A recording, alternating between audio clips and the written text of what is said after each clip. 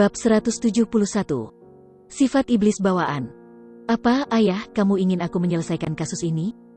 Gadis itu menunjuk dirinya sendiri, wajahnya sangat terkejut. Kenapa kamu tidak mau? Tisueleng tersenyum lembut. Tidak, tentu saja aku bersedia. Tiruonan akhirnya bereaksi, melompat kegirangan. Tisueleng mengangguk, mendesah dengan nada yang kompleks, kamu bercita-cita untuk berjalan di jalan yang sama denganku. Beberapa tahun ini di mana kamu berada di sisiku, kamu telah sangat dipengaruhi olehku dan belajar banyak. Seekor elang hanya bisa belajar terbang dengan sendirinya, baru kemudian dapat benar-benar tumbuh. Ayahmu sudah tua, luka-lukaku tidak bisa disembuhkan. Aku tidak bisa terus bersamamu saat kamu menjalani hidupmu, dan sebagai generasi yang lebih baru menggantikan yang lama, apa yang terjadi selanjutnya tergantung pada kamu. Ayah, jangan menyerah, bukankah masih ada harapan untuk perawatan? Suara gadis muda itu bergetar ketika dia menahan air mata. Kamu dan aku sama-sama tahu bahwa peluangnya sangat kecil. Orang-orang harus belajar menghadapi fakta, Ruonan. Tisueleng tertawa, lalu berbalik ke arah Gu Yuebo. Jangan khawatir pemimpin klan Gu Yue, putriku telah belajar setidaknya 80% dari kemampuan aku. Dengan bimbingan aku sepanjang jalan, dia tidak akan membiarkan klan Anda menderita ketidakadilan. Tentu saja. Gu Yuebo dengan cepat menangkupkan tinjunya, pahlawan muda setara dengan laki-laki, disposisi yang begitu elegan dan anak pahlawan, tidak ada alasan bagiku untuk khawatir. Silakan datang ke desa dan kita berpesta menyambut kedatangan Anda. Piring memenuhi seluruh meja dengan aroma yang melingkupi sekelilingnya. Anggur bening dituangkan dari tabung anggur dalam garis lurus ke cangkir Tisueleng. Gelombang serigala baru saja berakhir dan desa Gu Yue berada dalam periode yang paling sulit. Sejumlah besar sumber daya telah dikeluarkan, menyebabkan kekurangan makanan dan kurangnya komoditas. Banyak manusia akan mati kelaparan. Namun meski begitu, untuk menyambut Tisueleng, klan Gu Yue masih mengumpulkan jamuan ini. Sebagai pemimpin klan, Gu Yuebo duduk di kursi kepala klan, sementara Tisueleng dan Tiruonan ada di sampingnya. Selain itu, Gu Yue Chizong, Gu Yue Geyan, Gu Yue Mochen, Gu Yue Yaoji, serta Fang Yuan dan yang lainnya, semuanya adalah tetua, hadir. Sebelum gelombang serigala, klan Gu Yue memiliki lebih dari selusin tetua klan. Tetapi sekarang, hanya satu meja yang tersisa, dan hanya ada kurang dari 10 tetua. Selain itu, para tetua klan yang hadir semua terluka ke berbagai tingkat. Terutama dalam kasus Gu Yue Mochen, 2 minggu yang lalu ketika dia menolak gelombang serigala, dia sangat terluka dan bersembunyi di kamar pribadinya untuk memulihkan diri.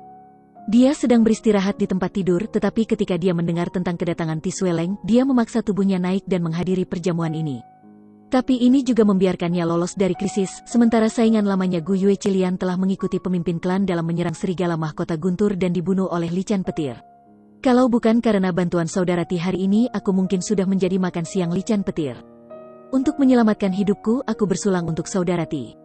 Gu Yuebo berdiri, memegang cangkir dengan kedua tangan dan menekuk punggungnya dengan tulus mengucapkan terima kasih. Aku hanya melakukan apa yang aku bisa. Tisueleng mengangkat cangkirnya, minum anggur sekaligus. Dia memiliki gaya hidup yang waspada dan ketat, menolak untuk berjudi atau menemukan pelacur, berdiri dengan akhlaknya dan tidak pernah rakus minum. Karena itu, dia tidak pernah mabuk. Setelah minum di cawan ini, Gu Yuebo menatap orang-orang di jamuan makan, matanya memerah, menghela napas dan duduk.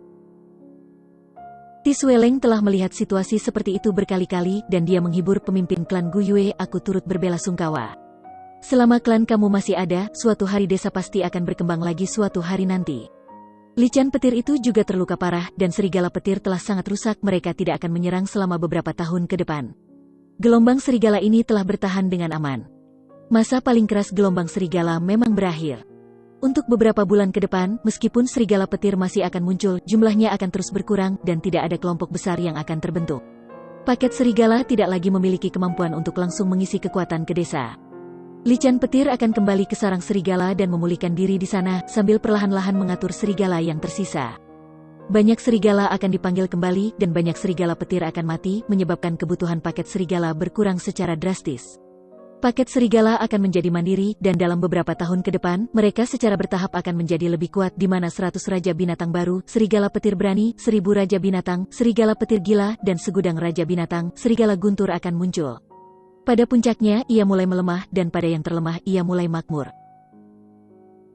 Terlepas dari manusia atau serigala, mereka mengikuti hukum seperti itu. Tetapi meskipun kata-kata Tisueleng benar, manusia bukan rumput atau pohon, mereka memiliki perasaan. Pemimpin klan Gu Yue memahami fakta ini jauh lebih baik daripada Tisueleng, tetapi kesengsaraan dan rasa sakit di hatinya tidak bisa dihindari. Pengorbanan itu terlalu besar. Hanya para tetua klan yang lebih tinggi sudah pergi setidaknya setengah. Sedangkan untuk master peringkat 2 dan peringkat 1 Gu, mereka memiliki jumlah korban yang lebih besar. Kekuatan seluruh desa Gu Yue telah jatuh ke dasar dan tidak bisa lagi menanggung bencana. Kenapa kalian tidak membalas serangan dan pergi menghancurkan sarang mereka? Di satu sisi, Tiruonan tidak bisa mengerti dan bertanya dengan bingung. Itu karena di dalam sarang serigala ada lebih dari lusinan kelompok cacing Gu petir, berjumlah lebih dari 1 juta dari mereka secara total. Ada juga sejumlah besar Gu liar yang tercampur. Sulit untuk menyebabkan kerusakan pada mereka, kecuali ketiga klan bekerja sama, Gu Yue Yaoji menjelaskan. Mengatakan demikian, dia tiba-tiba mendengus menatap Fang Yuan, tapi kemungkinan ini terlalu kecil. Bahkan di dalam klan kita, ada tetua klan menyusut ketakutan, dan selama serangan gelombang serigala, dewa tahu di mana mereka bersembunyi. Mengatakan demikian, semua tetua klan lainnya mengalihkan pandangan mereka ke arah Fang Yuan. Sebelumnya, Fang Yuan berada di dalam gua rahasia celah batu menjelajahi warisan biksu bunga anggur, menyebabkannya ketinggalan pertempuran besar dalam menahan gelombang serigala. Di mata semua orang, ini licik dan mengelak, serta penakut dan takut mati. Dengan demikian, ekspresi tetua klan terhadap Fang Yuan semua penuh dengan ketidakbahagiaan, penghinaan, dan beberapa kemarahan tersembunyi. Bahkan ekspresi Gu Yuebo tampak jelek. Sebagai pemimpin klan, dia paling berontak oleh orang-orang seperti Fang Yuan, melakukan hal-hal sesuai dengan kehendak mereka sendiri, misterius dan memiliki skema kecil mereka sendiri. Dia tidak bisa merasa aman dengan orang seperti itu di sekitarnya. Suasana di jamuan langsung berubah. Ayah dan anak perempuan Ti juga merasakan perubahan ini, mengikuti pandangan semua orang dan memandang ke arah Fang Yuan. Penampilan muda Fang Yuan telah menarik perhatian Tiruonan yang seusia dengannya. Fang Yuan minum anggurnya dengan tenang. Meskipun pandangan semua orang tertuju padanya, dia bertindak seolah-olah dia tidak merasakan apa-apa. Ekspresinya tenang, karena dia sudah mengantisipasi situasi orang-orang yang menemukan masalah dengannya. Segalanya menjadi bermasalah, desahnya dalam hati. Meski khawatir, dia tidak takut. Meski khawatir, dia tidak takut. Penampilan Tisueleng sangat menghancurkan rencananya untuk pergi.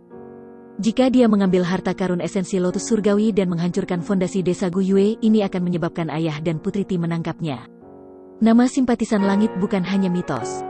Dengan kemampuan dan kekuatannya, selama Tisueleng memulai pengejarannya, tidak ada kemungkinan gagal. Bahkan jika dia tidak mengambil harta karun esensi lotus surgawi, hilang dengan misterius akan menyebabkan klan menyelidiki. Karena ini melibatkan kematian Jia Jinseng, bahkan ayah dan putri Ti akan terlibat. Jika dia pergi tanpa pemberitahuan, di mata mereka itu adalah pencuri yang mencoba melarikan diri dari kejahatannya. Tanpa pilihan, Fang Yuan hanya bisa memilih untuk tinggal dan mengamati situasi. Meskipun semua orang menegurnya, situasinya sekarang masih tidak dalam kondisi terburuk. Jika dia pergi sekarang, itu akan menjadi langkah panik dan itu akan menyebabkan seluruh situasi memburuk. Apakah anggurnya enak? Gu Yue Yaoji tertawa sinis, menatap Fang Yuan, apakah kamu tidak akan menjelaskan? Fang Yuan perlahan meletakkan cangkirnya, mengangkat kepalanya dan melihat lengan Gu Yue Yaoji yang patah.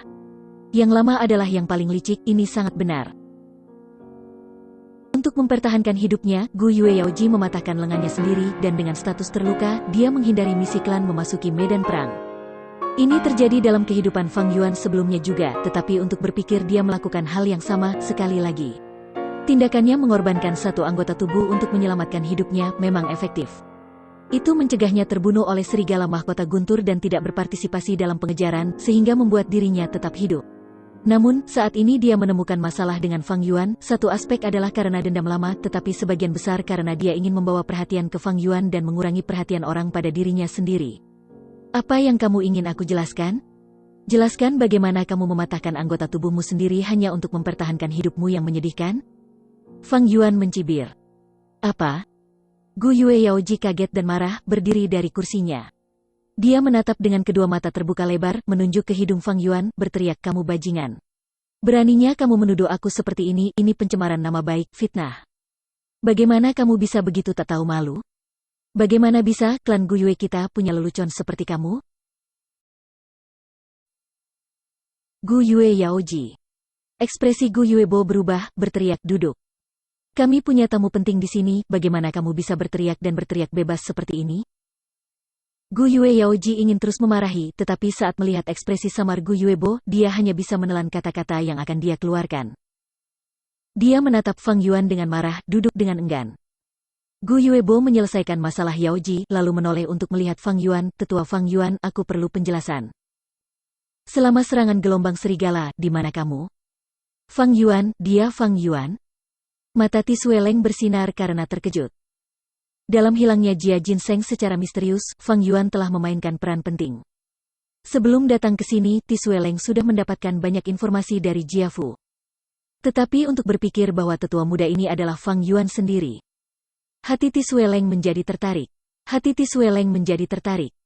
Dia telah memecahkan banyak kasus dan bisa melihat keanehan dari semua jejak bukti untuk menebak fakta yang sebenarnya. Dari ekspresi semua orang, dia bisa mengatakan yang sebenarnya di balik penghindaran Fang Yuan yang tiba-tiba dari pertempuran. Tetapi kebenaran yang semua orang tahu hanya menggaruk permukaan. Apa realitas yang sebenarnya? Terlepas dari apa yang sebenarnya, jawaban Fang Yuan akan mengungkapkan sebagian pemikiran batinnya. Itu akan sangat membantu dalam menyelesaikan kasus nanti. Merasakan perhatian Ti Sueleng padanya, hati Fang Yuan menegang, tetapi ekspresinya tetap sama. Dia menatap semua orang dengan jelas, dan senyum mengejek muncul di wajahnya. Tidak banyak yang bisa dijelaskan. Karena tetua klan bertanya, aku hanya akan mengatakannya. Aku sangat ketakutan saat itu. Tekanan yang menumpuk selama periode yang luas ini, dan juga rasa takut aku akan kematian yang telah mencapai batasnya. Aku tidak tahan, aku pengecut dan lemah, saya bersembunyi di sudut dan tidak lagi berani memasuki garis depan. Begitu dia berkata begitu, semua orang tercengang. Mereka mengharapkan Fang Yuan menggunakan segala macam alasan yang mendukung, dan siap untuk mengungkap kebohongannya dan mengkritik Fang Yuan. Tetapi untuk berpikir dia mengakuinya secara langsung. Segala jenis kebohongan, selama itu tidak benar, akan memiliki celah. Lebih lanjut, Ti Sueleng ada di sini. Ekspresi Fang Yuan tenang, menunduk dan menatap anggur di cangkirnya. Ekspresi Ti Sueleng berubah aneh. Dia secara tidak sadar mengerutkan kening, dan rasa kebencian dan antipati muncul di hatinya. Anak muda ini, dia memiliki sifat iblis bawaan.